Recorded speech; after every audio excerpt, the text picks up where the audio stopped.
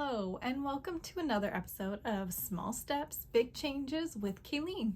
I'm your host, Kayleen. It's good to see you guys again. I hope you've been enjoying this series. If you do find something valuable from this, please don't be shy. Like, comment, share, subscribe, all that good stuff. That helps us spread the good word of, changing ourselves for the better, which is what this show is all about. So today, what I'm going to talk about is something I've incorporated over the last few, probably weeks to months, to really help curb late night snacking. I don't know about you personally, but I was a huge, I'm not going to say late night snacker because let's be real, I go to bed at like 8:30, but 8:30 to me is late. And for me, what I got in a habit of doing was, rewarding myself at the end of the day for surviving the day with it would be something delicious. And usually when you get delicious, you don't usually get nutritious most of the time.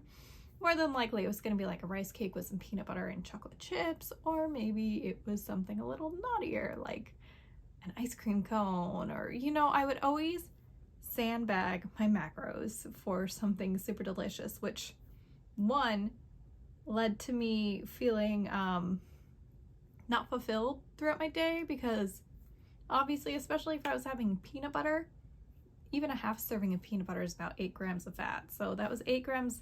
And when you only have like 30 to 40 when you're in prep mode, obviously that's not a good number for a year-round thing, but when your calories get low, 30 to 40 is pretty common for what your fats will be.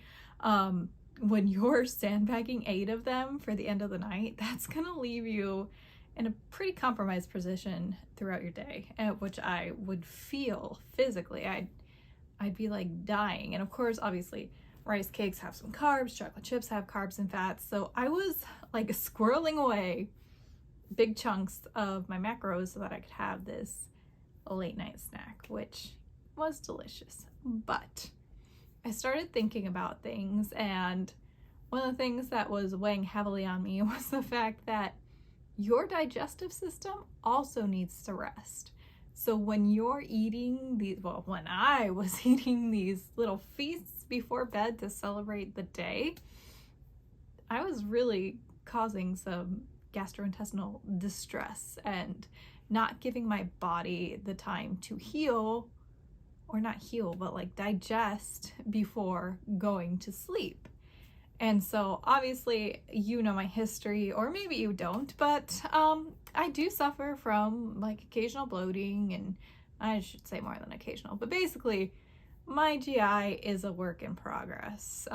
We're always figuring out things to optimize here and there and everywhere. That will be a whole nother YouTube, I'm sure, about that. But basically what I ended up doing from here on out was stopping eating 2 hours before my bedtime. So again, for me, that's usually about 8:30 is bedtime. So that means I am stopping all of my eating around 6:30. Now that might be a different time for you. Maybe you stay up a little later. But basically, by stopping eating 2 hours before you go to bed, you're going to give your digestive system a much better chance to actually be able to relax while you're sleeping. Not only that, but when we think of most of the food choices we make after 8 p.m., chances are they are not going to be the healthiest per se. I know you're thinking it too. All the late night snacks, nobody's reaching for broccoli or carrots at later than 8 p.m. So by limiting your feasting window, you will help yourself have control over the late night binges too as well. Now, this is sort of like intermittent fasting. Like at this moment in my life, I'm not full on intermittent fasting. I am eating in the morning. It's something I'm toying with. I think I might go to a full 16/8 intermittent fast. But at this moment, I am just focused on not eating 2 hours before my bedtime. And it has personally helped me a lot, because if I have these eating windows that I'm deciding consciously to respect my body and allow my body to digest, it makes it easier to say, oh, no thanks. For example, my mother-in-law lives with us and she had friends drop off a So Delicious cookie, like one of those nice little sugar cookies, and she cut it in quarters and she's like, hey, do you guys want some cookies? It was past my feasting window, so I said, no thanks, which, if you know me, I'm a freaking cookie-aholic. I love them. Excuse me. But basically, try this out if you're having some issues with your late night eating.